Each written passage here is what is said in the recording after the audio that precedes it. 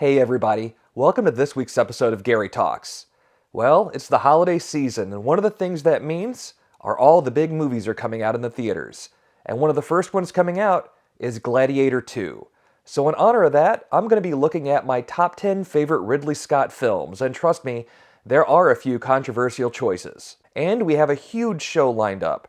First of all, we'll be talking to Ridley Scott himself, as well as some of the stars of Gladiator II, Denzel Washington, Paul Mescal, and Pedro Pascal. But before we get to my top 10, let me share with you the interview I had with the man himself.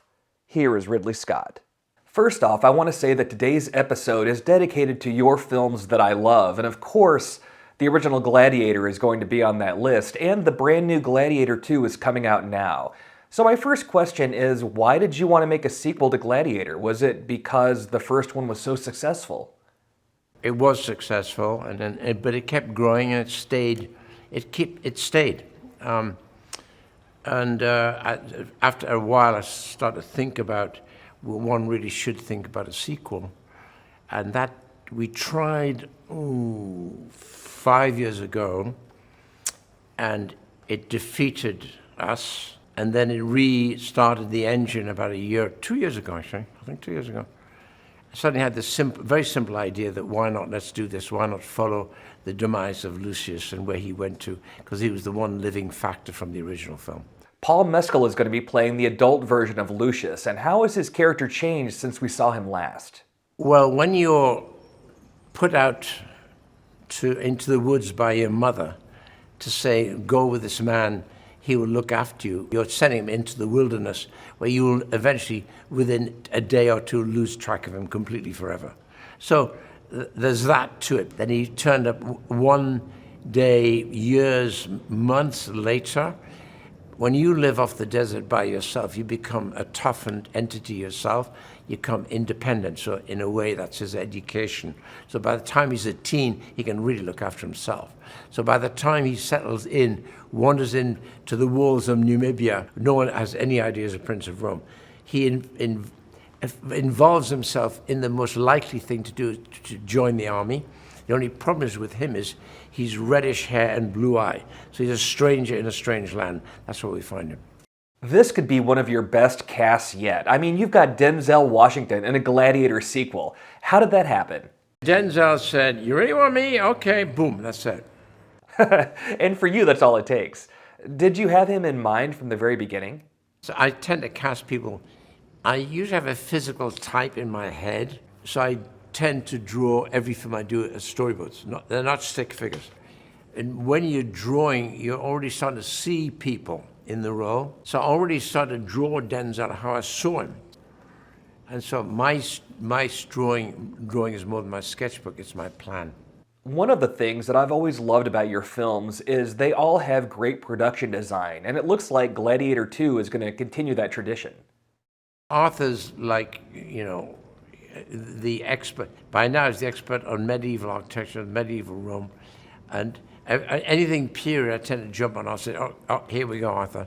Here we go again. But Arthur is, in a way, I was a production designer, and Arthur, to me, is one of the best I've ever worked with, without question. Well, thank you so much for your time. It's really been an honor. All right, let's jump into my top 10, and we're going to start off with one of the controversial choices I was telling you about. Coming in at number 10, Prometheus. This is truly a love it or hate it film, and I fall into the love it camp. Prometheus is really a visually stunning sci-fi film which serves as a prequel to Alien. The story follows a team of scientists and explorers who embark on a mission to a distant planet, hoping to uncover the origins of humanity. What they find, however, is far more sinister as they encounter a deadly alien species that challenges their beliefs and puts their lives at risk. The film is a visual masterpiece with breathtaking production design and special effects that create a hauntingly beautiful yet menacing alien world. The performances, especially Michael Fassbender as the android David, are compelling, grounding the high-concept sci-fi with genuine emotion. However, Prometheus does suffer from narrative issues that left many viewers confused and frustrated. It raises intriguing questions about creation and existence, but doesn't fully explore or resolve them. Next up, this is the most recent film by Ridley Scott on my list, The Martian. A film that looks so real, it's not hard to believe that it was really filmed on Mars. The Martian is a thrilling and uplifting sci-fi adventure that combines survival drama with humor and intelligence. Matt Damon stars as an astronaut who is accidentally left behind on Mars after his team believes he's dead. With limited supplies, he must use his knowledge and ingenuity to survive, while NASA and his crew race against time to bring him home. The movie really stands out for its realistic portrayal of science and the challenges of space survival. The script blends tension and humor in a way that keeps the film entertaining without losing its sense of realism. But the true star of the film are the visuals, as they capture the stark beauty and isolation of Mars, enhancing the film's emotional impact. Number 8. Thelma and Louise. While it didn't make my top 10 favorite road trip movies episode, Thelma and Louise is a truly iconic road trip movie that tells a story of friendship, freedom, and rebellion. Geena Davis and Susan Sarandon shine as Thelma and Louise, two friends who embark on a weekend road trip to escape their mundane lives. What starts as a light-hearted getaway quickly spirals into a fugitive journey after a violent incident forces them to go on the run. The film is celebrated for its groundbreaking portrayal of women reclaiming control over their lives, and the leads have electric chemistry, balancing humor, vulnerability, and defiance, creating one of cinema's most memorable duos. Ridley Scott's direction brings intensity, emotional depth, and a feminist edge to the story. And of course, it's the movie that introduced the world to Brad Pitt. Before we get to my top 7, take a look at my interview with the star of Gladiator II, Paul Mescal. Today's episode is dedicated to Ridley Scott, so I just gotta know, what's it like working with him? I mean, it's a total pinch yourself moment. If Ridley comes knocking, you just say yes. And to have worked as closely with him definitely changed my life. One, it's definitely been a career highlight for me, just to kind of see the way a master's brain works. He was incredibly generous with me and his talent and sharing his knowledge with me, and just an absolutely mad experience. In Gladiator II, you are playing the adult version of Lucius, who we saw in the first movie. Tell me a little bit about where he is now. We meet him at the start of the film in Numidia, which is in present-day terms is North Africa. And the film kind of opens with an invasion of the Roman army into Numidia. That sequence is absolutely insane. Well, speaking of insane sequences, this movie is filled with them. All of the things that we see in the film in terms of like flooding the Colosseum, wild animals, all of those things, when I first read the script, I was like, this feels fictitious. And then reading up about it, it's like all of these things happened. It was like the greatest show on earth, the production values and what the Roman emperors put into these things, because they weren't just games, they were these celebrations and they were these offerings to the gods. But all of the things that you see in the film, it's recorded that it happened. But there's something interesting in this film where the story is actually very simple. It follows a template of kind of a hero versus villain's story and arc and how they come into conflict. But what's interesting about this is that the characters are very complicated, and within a simple story, their kind of complexities are allowed to develop at a pace that I think is satisfying for an audience. Finally, what was it like to follow in the footsteps of Maximus to be the star of a Gladiator film? There was a moment stepping out in kind of gladiator armor where I was like, okay, whoa, this is... And Ridley comes out, cigar in hand, pats me on the back and goes, your nerves are no good to me. And it was an amazing piece of advice and one of actually immense care, where he was like, I get that this is huge, but I've hired you to do your job and I trust you to do it. So leave all that, things that is ultimately like ego related, leave it in the tent and come out and do your job.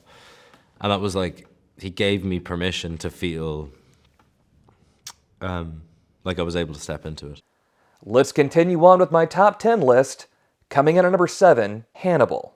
Let's start off by saying that, of course, Hannibal cannot hold a candle to Silence of the Lambs, which is one of my all-time favorite films. But Hannibal is a solid, dark, and stylish sequel that is more of a straight horror film than Silence of the Lambs was. Anthony Hopkins reprises his role with chilling charisma, bringing a more flamboyant, yet still terrifying presence to Hannibal Lecter, now a fugitive living in Florence.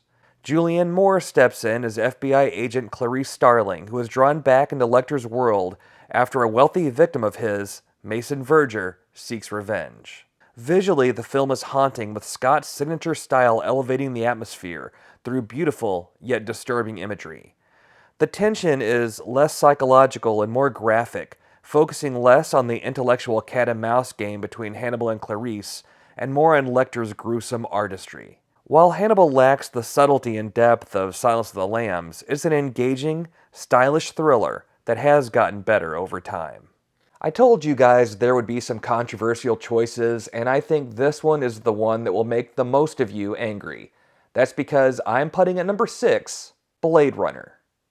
Even though I'm one of the few people who doesn't put Blade Runner in the top 2 Ridley Scott films, I agree that it is a visually mesmerizing and thought-provoking sci-fi classic. Set in Los Angeles in 2019, the film follows Rick Deckard, a Blade Runner, tasked with hunting down rogue androids known as replicants, who seek to extend their limited lifespans. With its groundbreaking production design and visual effects, Blade Runner created a gritty, neon-lit future that has influenced the sci-fi genre for decades.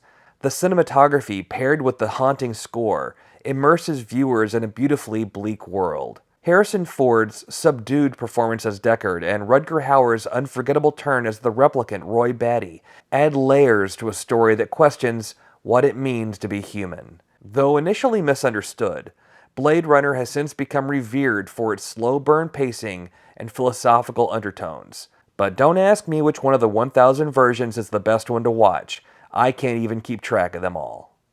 Next up, one of Tom Cruise's earliest films, Legend. You don't exactly think about Ridley Scott when you think of fantasy films, yet Legend is one of the all-time greats. Starring a young Tom Cruise as the hero on a quest to save the world from eternal darkness, and Tim Curry as the unforgettable Lord of Darkness, the film has become a true cult classic. Curry's performance, enhanced by iconic makeup and costume design, gives us one of the most memorable villains in fantasy cinema. Ridley's direction brings a dreamlike quality to every scene, with rich, atmospheric visuals that feel both beautiful and haunting. The story itself, though straightforward, leans heavily on fairy tale tropes, which can make the plot feel a bit simplistic, but the charm and the immersive visuals keep it compelling. Legend may not be a fast-paced action film, but its visuals and magical tone make it an enduring fantasy gem. And now at number 4, a movie that it doesn't seem like anyone ever really talks about, American Gangster. I originally sort of viewed American Gangster as a Scorsese ripoff, but it has really grown on me over the years, and here it sits as one of my all-time favorite Ridley Scott films.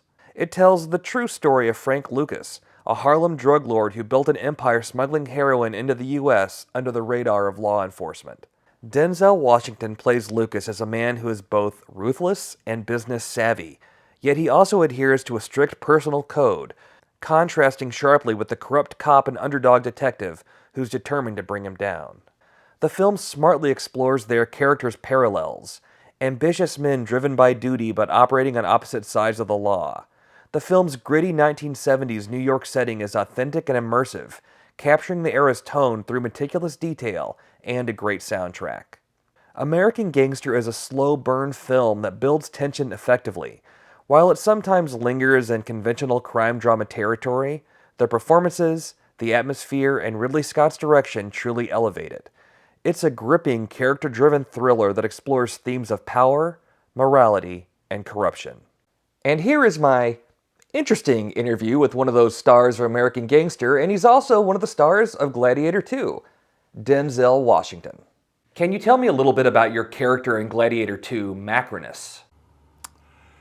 Ex-gladiator, Macrinus, who wants to control Rome, whose desire is to be emperor, and control the Roman Empire. As fans of your work, we're used to seeing you being the good guy, but there have been a few times where you've been the villain. Did it excite you to play a bad guy again? I don't portray a villain. I don't look at it that way. Fair enough. Well, there's another movie that you were in that I would consider you a villain, but you might not, and that was American Gangster. What was it like working with Ridley Scott again? He's a master at the top of his form, and it's a privilege for me to get the opportunity again to work with him. Finally, what can audiences expect from Gladiator II? Laughter. Rhinoceri. Sharks. Beheadings. You know, it's comedy. It's a musical. Well, thank you so much for being on Gary Talks. Well, that was definitely an uncomfortable interview. I don't know if he was tired, bored, or just didn't like me, but there you go. That was me and Denzel. Let's get back to my list. Coming in at number 3, Black Rain. I think Black Rain might have been the first Ridley Scott movie I ever saw when it first showed up on HBO, which could be why it ranks so highly. Michael Douglas stars as a tough New York cop who, along with his partner, Andy Garcia, escorts a dangerous Yakuza member back to Japan. But things spiral out of control when the prisoner escapes, leaving the two Americans to navigate the alien landscape of Japanese crime, culture, and honor. Visually, Scott masterfully captures the brooding industrial beauty of Osaka, echoing the gritty allure he brought to Blade Runner. The pulsating score and high-stakes action set pieces are highlights, balancing suspense with moments of intense violence. Black Rain shines in its examination of cultural clashes and the moral ambiguity of justice, even if the plot occasionally stumbles into predictability. While not as timeless as Scott's other works, Black Rain is a moody, visually stunning ride through 1980s noir. Since we've been talking about Gladiator II today, you knew this one had to be on the list. Coming in at number 2, Gladiator. There was a time when the sword and sandal genre was completely dead and no one would dare make another, until Ridley Scott decided to make the Best Picture Oscar winner, Gladiator. As a betrayed Roman general turned gladiator, Russell Crowe is amazing as Maximus. He is driven by revenge against the corrupt emperor, played by Joaquin Phoenix, in a performance that's equal parts unhinged and captivating. The film's cinematography is stunning with gritty battle scenes and breathtaking visuals that capture both the beauty and the horror of the ancient world. Hans Zimmer's iconic score enhances the film's epic scale, adding depth to moments of triumph, loss, and courage. Yeah, it might take a few historical liberties, but ultimately, Ridley Scott sets out to entertain us with Gladiator. And we truly were entertained. There have been a few controversial choices and rankings on my list, but number 1 shouldn't upset anyone. We started the list in this universe, and we'll end the list in this universe. Coming in at number 1, Alien.